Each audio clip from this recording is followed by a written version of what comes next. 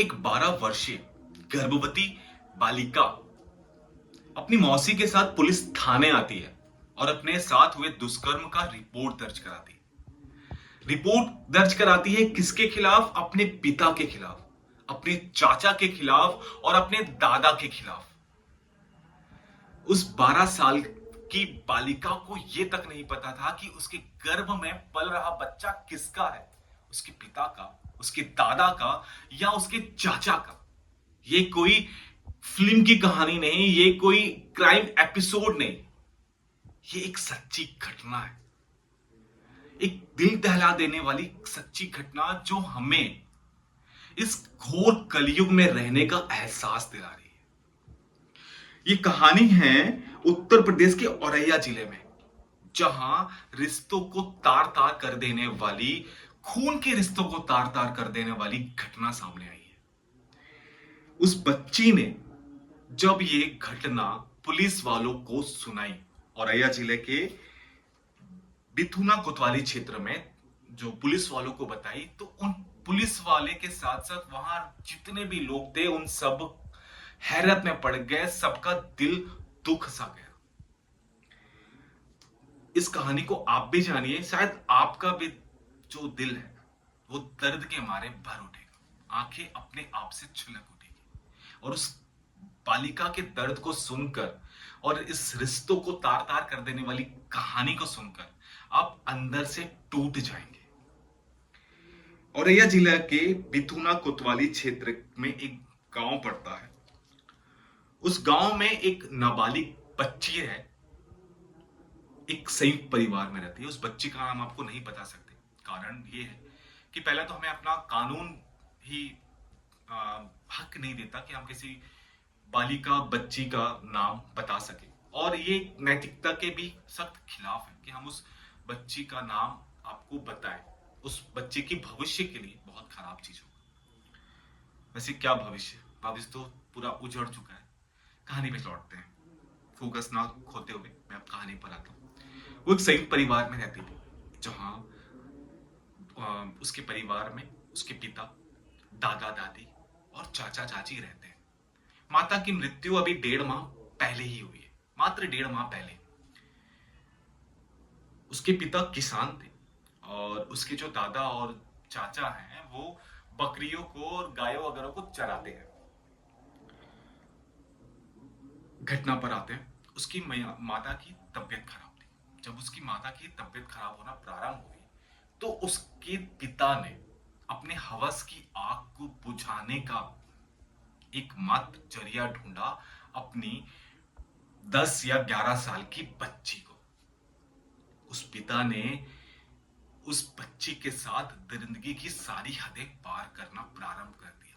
पहले तो वो डर डर के करता था, डरा धमका के करता था, पर अब जब उसकी मां की तबीयत बहुत ज्यादा खराब रहने लग गई तो उसके साथ लगभग रोज, हर दिन, हर लगातार करता आया।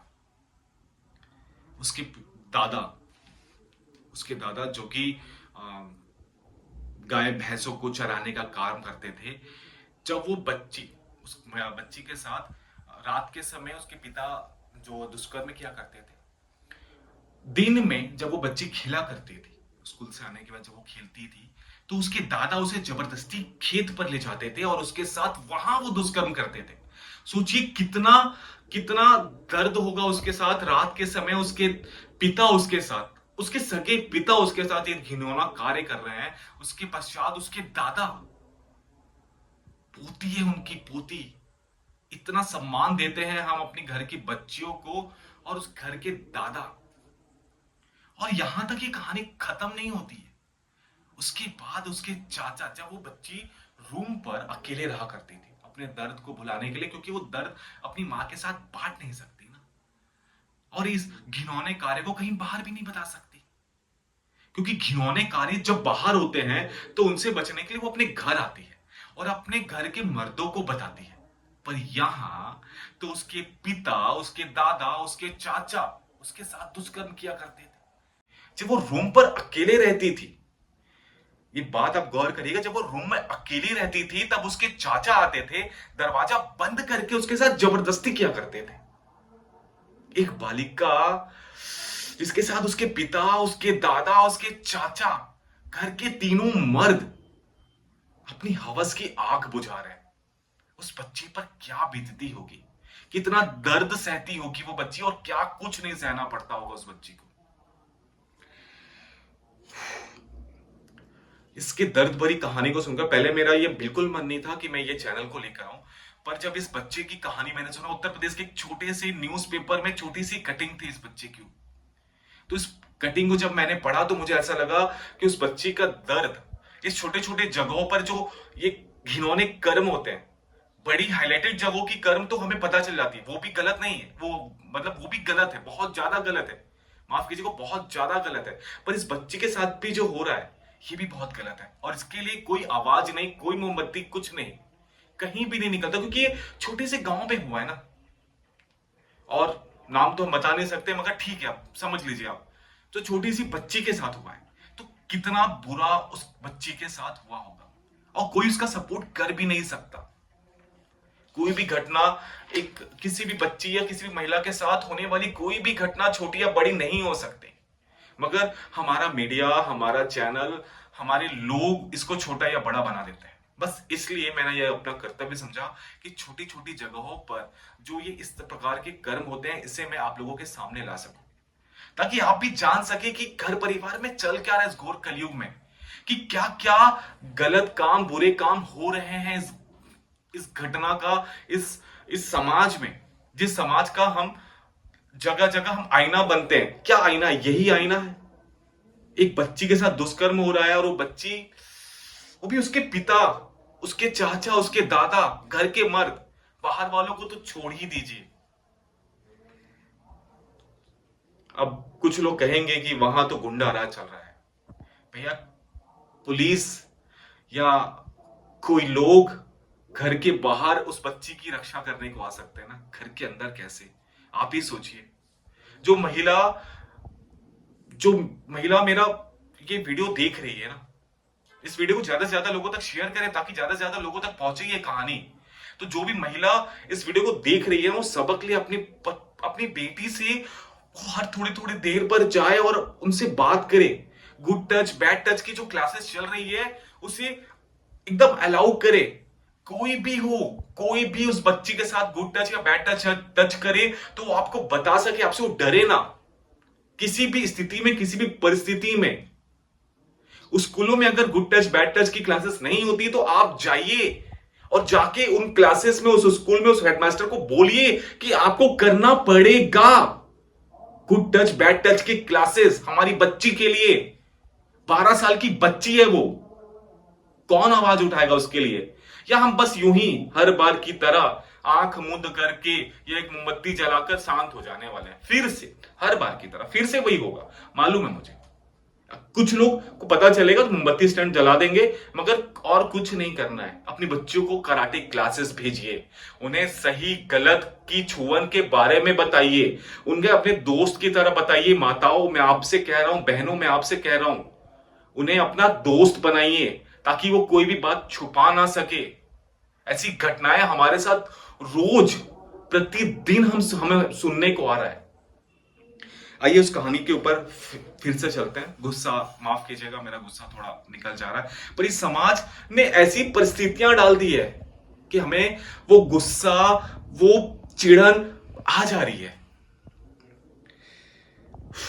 तो जैसे कि हमने आपको बताया कि 1 साल से उसके दादा भी उसके साथ दुष्कर्म कर रहे थे, और उसके चाचा भी जब मौका मिलता तो उसके साथ वो दुष्कर्म कर देते, और उसके पिता तो जब से उनकी माता जी का तबियत खराब हुआ था तब से वो सब करते आ रहे हैं। फिर उसके बाद उनकी माता जी का स्वर्गवास हो। ये सब तो वो दर्द सह ही रही थी, पर आप यकीन मानिए कुछ दिन पहले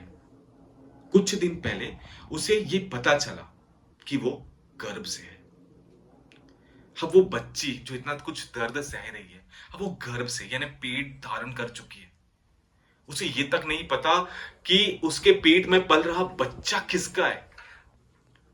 वो अपने परिवार की महिलाओं, अपने थोड़ा सा साहस करी उस बच्ची ने, और साहस करने के पश्चात उन्होंने सोचा कि इस बार मैं अपनी दादी और अपनी चाची के पास जाऊं और अपनी ये बात बताऊं।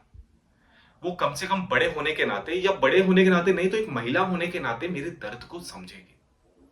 ये सोचकर वो बच्ची अपनी दादी और अपनी चाची को ये बात बताती है।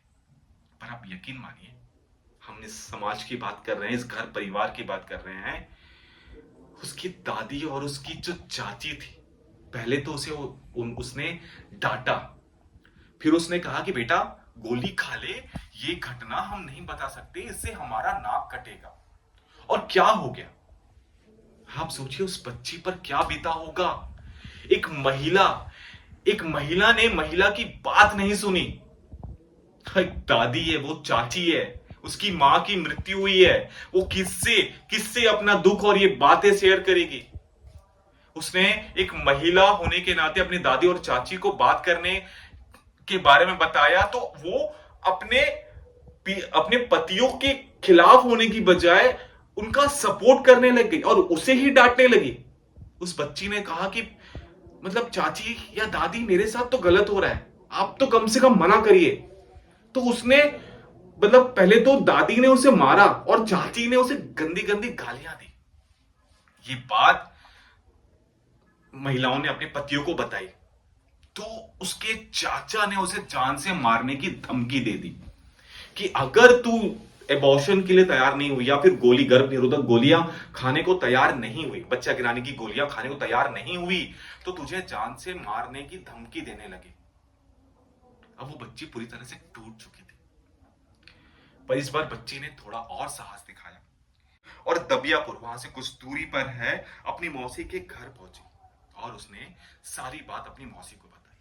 पहले तो मौसी का दिल दहल उठा, रो रो के बेचारी, उसका भी बुरा हाल था, पर उसने हिम्मत जुटाई और दोनों ने थाना पहुंचा और वहां जाकर अपने ऊपर जो आपबीती उनके साथ उस बच्ची के साथ हुआ है, उस आपबीती को पुलिस के पास जाई, रिपोर्ट दर्ज कराया। पुलिस ने मर्म लिख कर कार्रवाई चालू कर दी।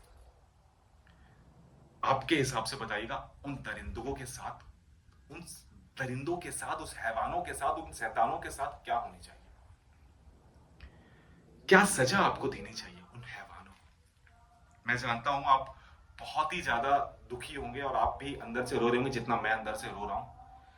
तो अपने इस रोवन को हमारे कमेंट में लाइए, उस बच्ची के लिए सपोर्ट दिखाइए।